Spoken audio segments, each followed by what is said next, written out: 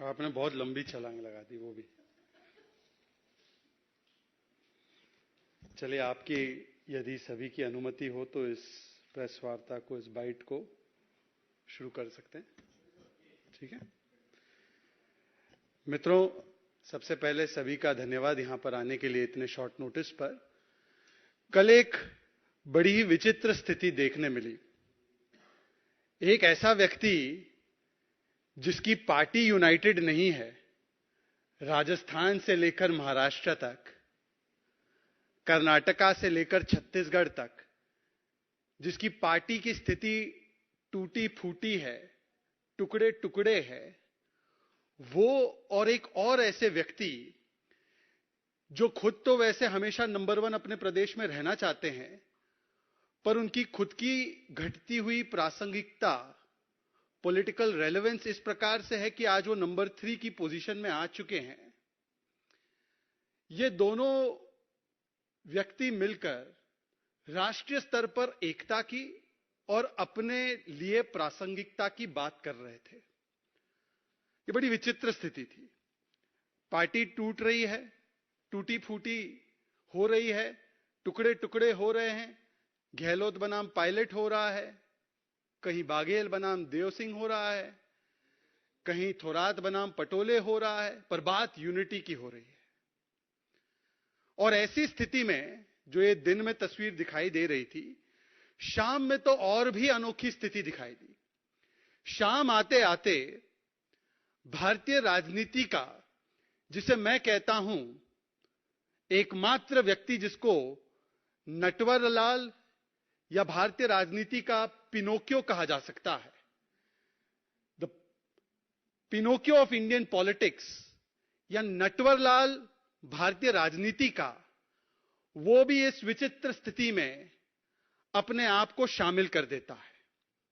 और यदि मैं कहूं कि भारतीय राजनीति में सियासी धर्मांतरण का, पॉलिटिकल कन्वर्जन का, यदि कोई जीता जागता कोई एक सबसे प्रमुख उदाहरण है, तो वो भारतीय राजनीति का ये पिनोकियो अर्थात नटवरलाल, अर्थात श्री अरविंद केजरीवाल है। कितनी विचित्र स्थिति है कि जिन लोगों की शुरुआत अन्ना हजारे के अनुयायी बनकर हुई इंडिया अगेंस्ट करप्शन के नाम पर, इंडिया अगेंस्ट करप्शन के नाम पर इन्होंने शुरुआत की अपनी पारी। अन्ना हजारे इनके गुरु होते थे उस समय पर। आज अन्ना हजारे को इस प्रकार से डंप कर दिया है और इंडिया अगेंस्ट करप्शन आज बन चुका है JFC, from IAC to JFC, India against corruption to now justification for corruption. और जो शुरू किए थे अन्ना हजारे के शागिर्दगी में, अन्ना हजारे को अपना गुरु मानते हुए जिन्होंने शुरुआत की थी अपनी राजनीतिक सामाजिक यात्रा की, आज वो बन चुके हैं लालू, तेजस्वी और राहुल के अनुयायी, फॉलोअर्स। ये पॉलिटिकल कन्वर्जन का इतना बड़ा उदाहरण और कहीं पर देखने नहीं मिलेगा। और इसीलिए मैं कहता हूं कि जो पर्सनैलिटी कंसर्न्ड है, जिन्होंने ये सियासी यूटर्न किया है, और ऐसा यूटर्न किया है कि आसपास जो खड़े वैसे तो यूटर्न के विशेषज्ञ हैं ही कुछ लोग, उनको भी शर्मिंदा कर दे, ऐसा यूटर्न किया। भारतीय राजनीति के पॉलिटिकल पिनोकियो के इस यूटर्न की कहानी बताना जरूरी है। क्योंकि क्या है कि जो लोग बच्चों की कस्में खाते हैं, उनकी याददाश्त थोड़ी सी कमजोर होती है, तो उनकी याददाश्त थोड़ा तरोताजा करने के लिए यह अवसर मिला है। क्या कहते थे पॉलिटिकल नटवरलाल अर्थात पॉलिटिकल पिनोकियो अरविंद केजरीवाल लालू प्रसाद यादव और उनके परिवार के बारे में? उनकी कुछ झलकियां लेकर आया हूं मैं। I quote, 23rd of November 2015, Shri Arvind Kejriwal says, हम मतलब आप लालू प्रसाद यादव के रिकॉर्ड ऑफ करप्शन के खिलाफ है। फिर आगे भी बोलते हैं, we are against the dynasty politics, his both sons are ministers. Arvind ji, इस स्थिति में क्या बदलाव हुआ है? 2015 से लेकर 2023 में लालू जी की और उनके परिवार की स्थिति में क्या बदलाव हुआ है, बदला कौन है, यू टर्न किसने लिया है, ये आपके सामने है। फिर पॉलिटिकल नटवरलाल अर्थात political Pinocchio of India Kejriwal ji tweet करते हैं 2013 में, लालू ने करोड़ों कमाए हैं फॉर्डर स्कैम में भ्रष्टाचार के माध्यम से। ये ट्वीट है, उनके ट्वीट सारे मैं लेकर आया हूं, आप लोगों को भी मिल ही जाएगा। वैसे आए दिन सोशल मीडिया पे लोग ट्वीट करते ही हैं, उनका रीट्वीट करते हैं और याद दिलाते हैं कि केजरीवाल जी ये भी बोला करते थे, we are against the corruption of Lalu family, Lalu family has made crore in fodder scam. ये ट्वीट है उनका, 2011 का भी ट्वीट है अरविंद केजरीवाल जी का, बड़ा दिलचस्प ट्वीट है। Is this parliament supreme, are we to treat Lalu, Mulayam, Sibal, Chiddu, ये मेरे शब्द नहीं उनके, ये चिड्डू मतलब Chidambaram, Raja as supreme, will they allow a strong anti corruption law.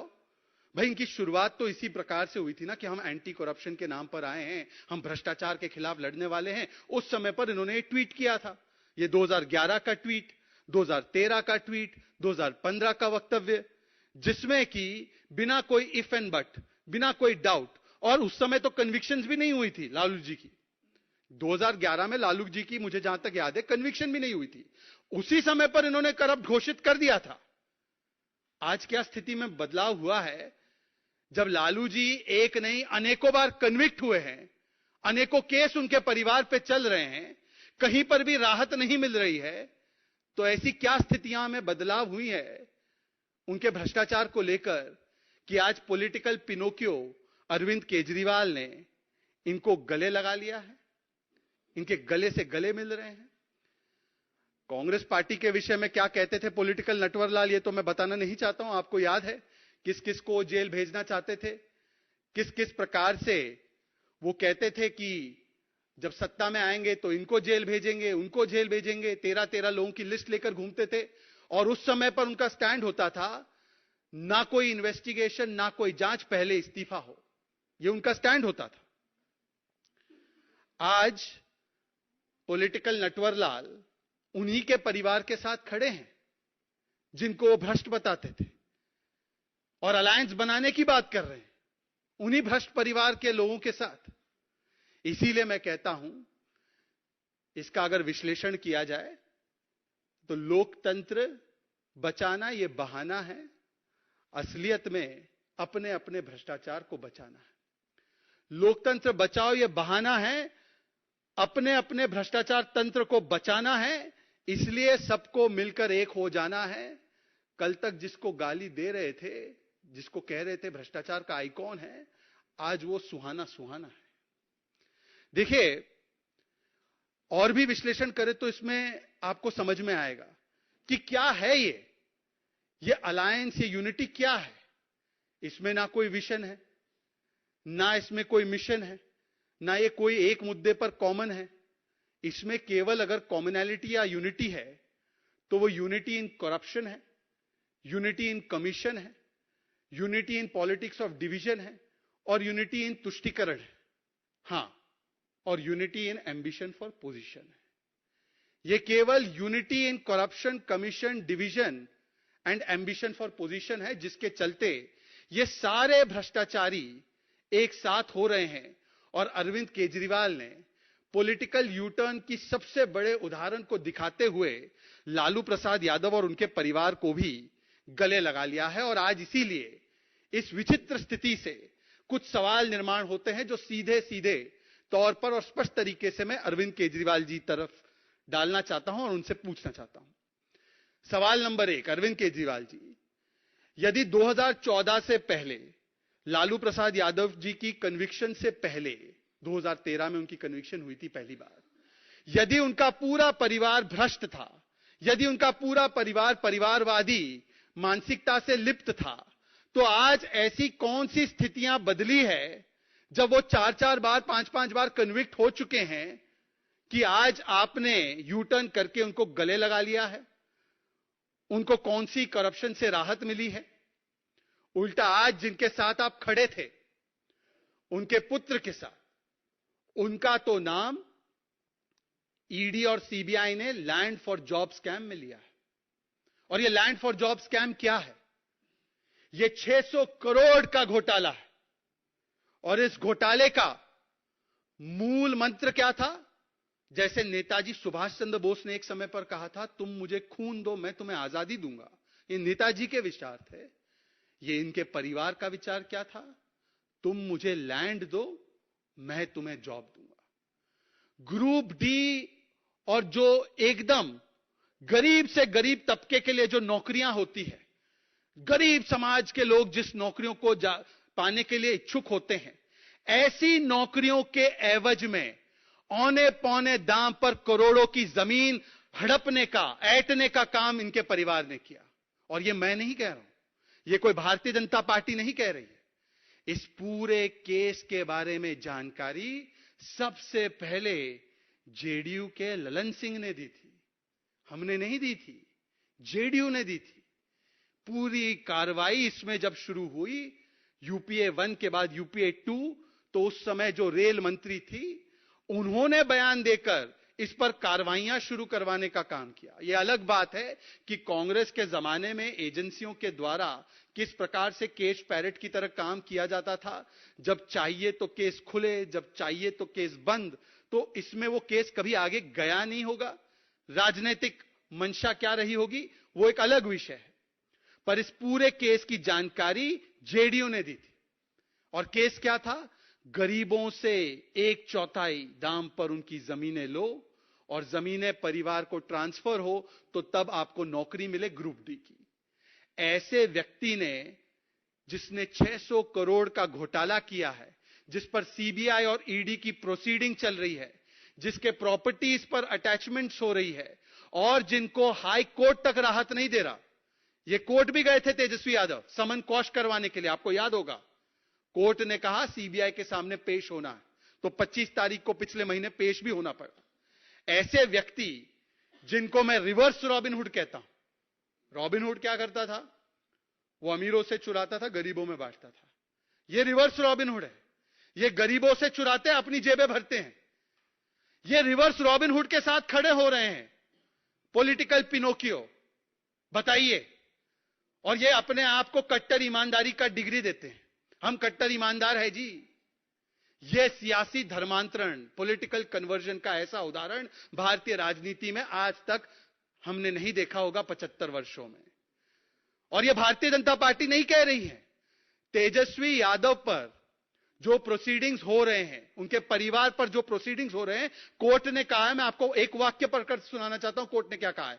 Chargesheet पर कॉग्निजेंस लेते हुए लैंड फॉर जॉब स्कैम में कोर्ट कहती है, a perusal of the charge sheet and the documents and material on record prima facie shows commission of offences under section 120b, 420, 467, 468, 471 of IPC and sections 8, 9, 11, 12, 13 of Prevention of Corruption Act.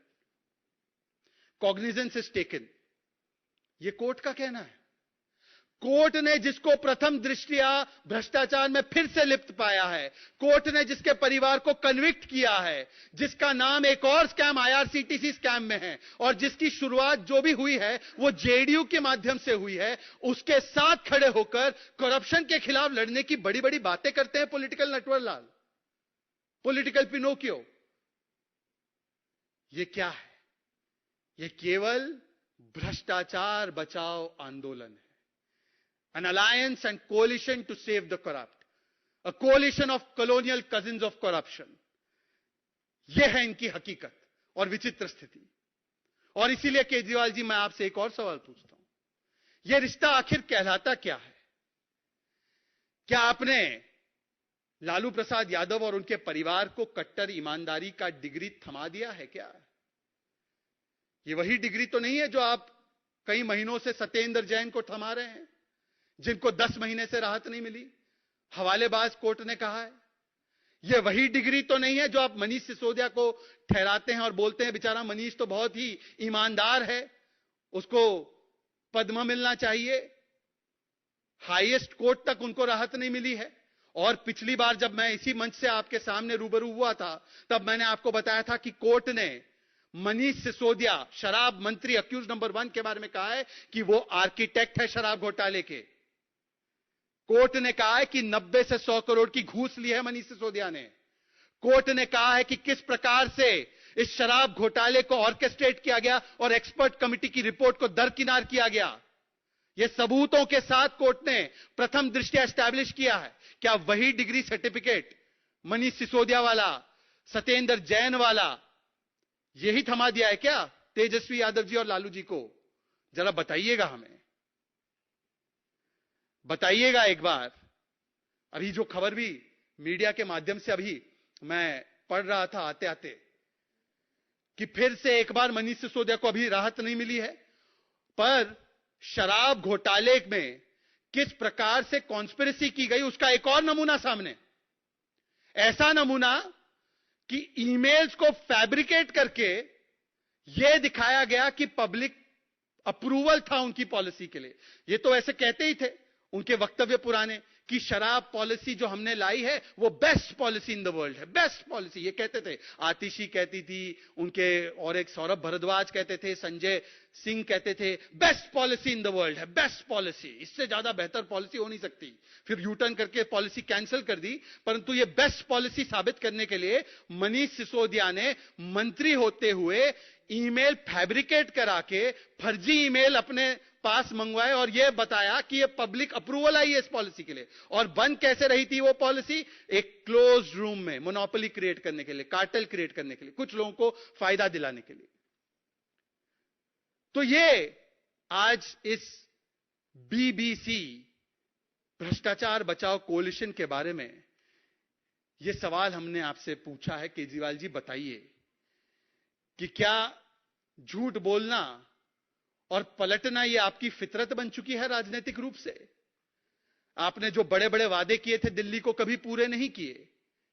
आपने तो गली गली मोहल्ले मोहल्ले शराब के ठेके खोल दिए।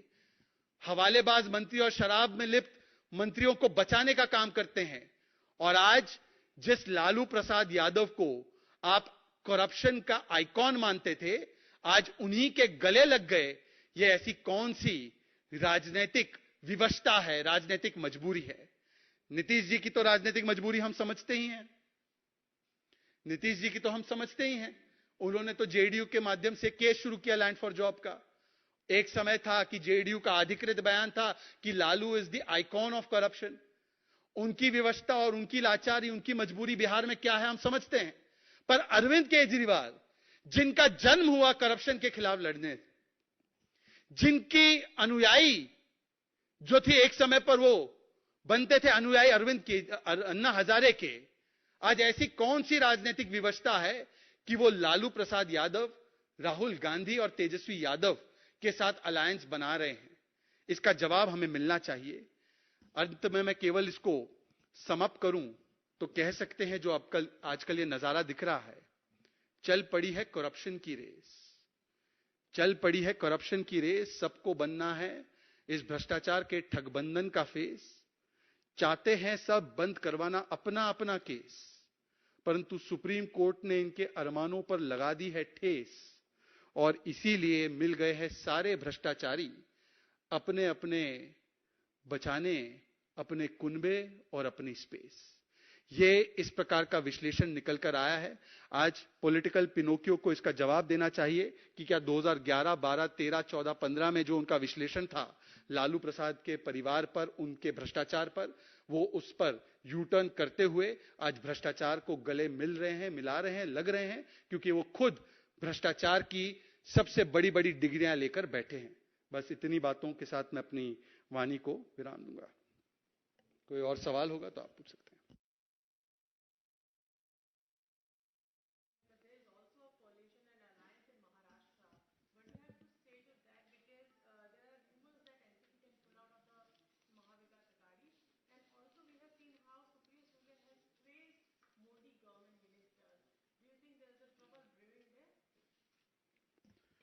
मैं क्योंकि स्वयं महाराष्ट्र से आता हूं, जब इन्होंने इस अलायंस को एमवीए महाविकास आघाड़ी कहा था, तो हमने कहा था ये महाविकास आघाड़ी नहीं, ये महाविचित्र आघाड़ी, ये महाविडंबना आघाड़ी और ये महाविनाश आघाड़ी है।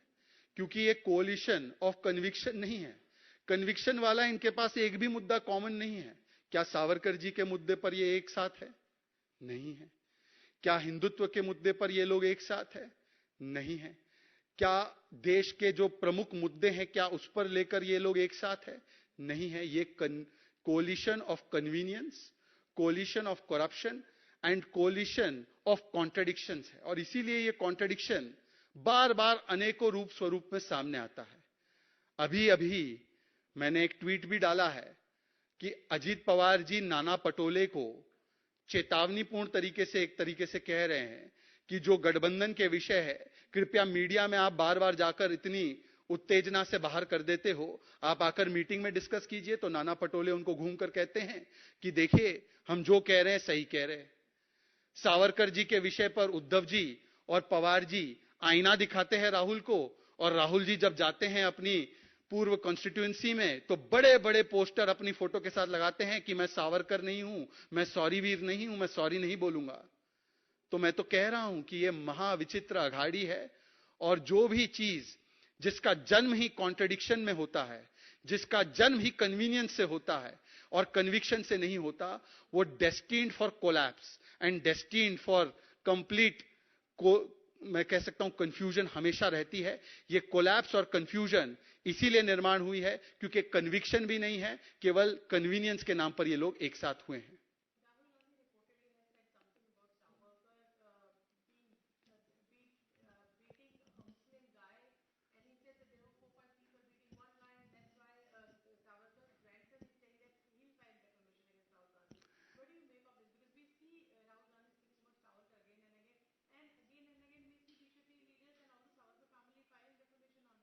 देखिए, मैंने एक खबर देखी है कि स्वतंत्र वीर सावरकर जी के परिवार को बड़ी दुख और कष्ट के साथ एक कानूनी मार्ग अपनाना पड़ा है। एक तरफ तो आप देख सकती हैं कि एकनाथ शिंदे जी और देवेंद्र फडणवीस जी की सरकार ने वीर सावरकर जी के सम्मान में और उनके योगदान को एक प्रकार से राष्ट्रीय पटल पर और भी उसको अलंकृत करने के लिए 28 मई को उनके जयंती के दिवस को स्वतंत्र वीर गौरव दिन के रूप में मनाने का निर्णय लिया है। परंतु दूसरी ओर देखिए, राहुल गांधी का अल्पज्ञान और अपरिपक्व और तर्कहीन बयान सुनिए। उनको क्या यह नहीं मालूम है कि वीर सावरकर जी के विषय में अगर सबसे ज्यादा किसी ने स्वर्ण अक्षरों में भूरी भूरी प्रशंसा की है तो उनकी दादी मां ने की है। इंदिरा जी ने तो उनके लिए स्टैंप भी रिलीज किया था। और केवल इंदिरा जी ने नहीं, महाराष्ट्र के सर्वोच्च नेताओं में से एक यशवंतराव चव्हाण जी की बात हो, महाराष्ट्र के कम्युनिस्ट नेता हो डांगे जी, मुझे जहां तक याद आ रहा है, सर्वपल्ली राधाकृष्णन अगर मुझे सही से याद आ रहा है, और स्वयं नरसिम्हा राव जी और शरद पवार जी ने भी स्वर्ण अक्षरों में उन्होंने प्रशंसा की है सावरकर जी के योगदान की। तो क्या वो सारे लोग गलत थे? क्या राहुल गांधी कहना चाह रहे हैं कि उनकी दादी मां गलत थी, यशवंतराव जी गलत थे, शरद पवार गलत हैं, उद्धव जी गलत है और केवल वो सही है? यह दिखाता है कि एक व्यक्ति का विरोध करते करते हो सकता है राहुल गांधी को भारतीय जनता पार्टी एक आंख न भाती हो। यह बात सही हो सकती है। उनको प्रधानमंत्री नरेंद्र मोदी, देवेंद्र जी की सरकार, शिंदे जी की सरकार एक आंख ना बाती हो। परंतु क्या एक व्यक्ति, एक पार्टी का विरोध करते करते हम देश के राष्ट्र महानायकों का इस प्रकार से अपमान करेंगे? इस प्रकार से बार बार अपमानजनक और झूठी बातें फैलाएंगे? और एक केस में तो जिस प्रकार से उन्होंने झूठ बोला है, सुप्रीम कोर्ट के सामने उनको माफी मांगनी पड़ी। एक केस में उनको दोषी पाया गया, ओबीसी समाज का अपमान जो किया है। एक केस में भिवंडी कोर्ट में जो उन्होंने आरएसएस के विषय में कहा था, उस पर उनको यू टर्न करके वहां पर भी अपना स्टैंड चेंज करना पड़ा है। अब सावरकर जी के परिवार ने केस किया है तो उसका जवाब देना होगा। परंतु इस मंच से, क्योंकि मैं खुद स्वयं महाराष्ट्र से आता हूं, मुझे याद है उद्धव जी का वो वक्तव्य। उद्धव जी ने सार्वजनिक मंच से कहा था, यदि कोई सावरकर जी का अपमान करेगा तो मैं बड़े आक्रामक रूप से, मैं पूरी चीज को कोट नहीं करना चाहता, आप लोग ढूंढ सकते हैं, मैं बड़े आक्रामक रूप से उसका जवाब हमारी सेना, उद्धव सेना देगी। आज उद्धव जी, ऐसी कौन सी मजबूरी है कि हिंदुत्व का जो शेर था वो वोट बैंक की भीगी बिल्ली बन चुका है। एकाध कोई कॉस्मेटिक हुस्न अफरोजी वाले बयान इशू करने के अलावा राहुल गांधी जी और कांग्रेस पार्टी का जो एक कांस्टेंट इस प्रकार का स्टैंड सावरकर जी पर आ रहा है, उस पर आप लोग कोई स्टैंड नहीं ले पा रहे हो, यह आपकी मजबूरी और लाचारी और किस प्रकार से स्वर्गीय बाला साहेब ठाकरे जी की विचारधारा को आपने तिलांजलि देने का काम किया है, उसका जीता जागता प्रमाण आज फिर से सामने आ रहा है। उद्धव जी को तय करना है कि सावरकर जी उनके लिए देवता समान है या जो राहुल गांधी कह रहे हैं वो सही है।